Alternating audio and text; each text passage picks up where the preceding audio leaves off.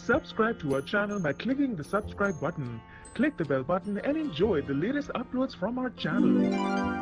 मल्हारराव होलकर का आखिरी प्रयास भी हुआ असफल।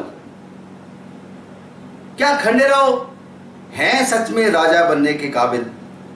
नमस्कार, welcome to hungry spirits channel. स्वागत है आपका आपके अपने चैनल हंग्री स्पिरिट्स में। दोस्तों, इसके ऊपर बात करते हैं। पहले वही गुजारिश, जिन्होंने आपका अपना चैनल हंग्री स्पिरिट्स सब्सक्राइब नहीं किया, वो वीडियो के नीचे दिया गया लाल बटन दबा दें और चैनल को सब्सक्राइब कर दें और साथ में बेल आइकॉन भी दबा दें ताकि आपको वीडियोस के नोटिफिकेशंस मिलते रहे। धन्यवाद। दोस्तों, आपने देखा कि मल्हारराव होलकर खंडेराव के अपने कक्ष में बुलाते हैं और खंडेराव को बहुत प्यार से ये समझाते हैं कि हम समारोह में नहीं आ पाए, तो उसका एक बहुत विशेष कारण था।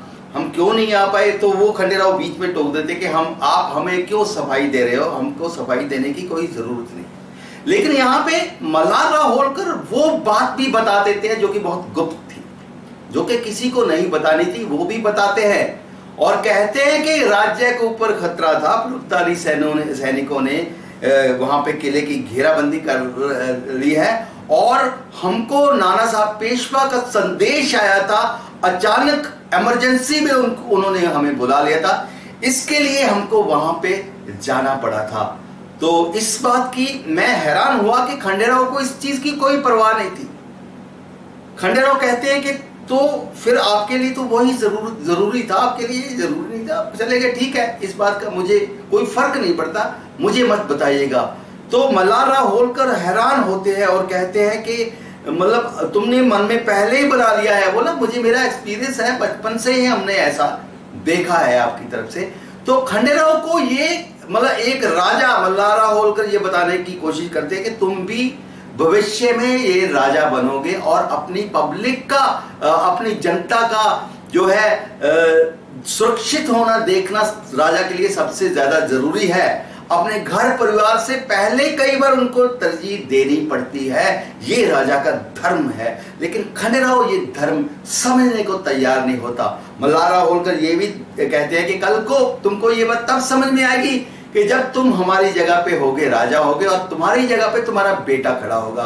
तो खंडेराव कहते हैं कि हम बिल्कुल भी, कितने भी बड़े शासक बन जाएं, हम ऐसा नहीं होने देंगे। हम अपनी औलाद को अपने से दूर ना तन से या मन से नहीं जाने देंगे। यानी कि अगर खंडेराव मल्हारराव होलकर की जगह पे होते, ऐसी संकट की स्थिति आई होती, तो खंडेराव नहीं जाते, अपने बेटे का जश्न मनाते। भाड़ में गई जनता, भाड़ में गए पाकिस्तानी सैनिक और नाना साहब के उसको ठुकरा देते। तो क्या ऐसा होता? तो क्या कहां मल्हारराव होलकर और कहां खंडेराव की सोच, जो कि अभी तो हाल फिलहाल मल्हारराव होलकर के जो खंडेराव जो प्रजा के सामने इतनी बड़ी बड़ी बातें कहते हैं कि हम अपनी जान की परवाह नहीं करेंगे, अंतिम सांस तक लड़ेंगे। लेकिन यहां पे वो खंडेराव इस चीज की जो है गहराई को समझने की बिल्कुल भी कोशिश नहीं करते, ना ही समझते हैं और कहते हैं कि आपका वहां पे जाना गलत था, कि भला ही कितना ही संकट आया होता, भला ही कितने भी दुश्मनों ने मालवा को घेर लिया होता, लेकिन आपको मेरे समारोह में, अपने पुत्र के समारोह में आना चाहिए था। यहां तक कि ये बात बता देते हैं। खंडेराव फिर भी नहीं मानते हैं और वहां से चले जाते हैं। मल्हारराव होलकर की ये कोशिश भी, हालांकि बार बार वो कहते हैं कि हमें पता है तुम नाराज हो, मनाने का प्रयास करते हैं, तो फिर भी खंडेराव चले जाते हैं और मल्हारराव की बिल्कुल एक नहीं सुनते। तो मल्हारराव होलकर की ये कोशिश भी नाकामयाब हो गई और टूट के रह जाते हैं मल्हारराव होलकर। तो कब तक कोशिशें करते रहेंगे? क्या आखिर में मल्हारराव होलकर की कोई कोशिश कामयाब होगी?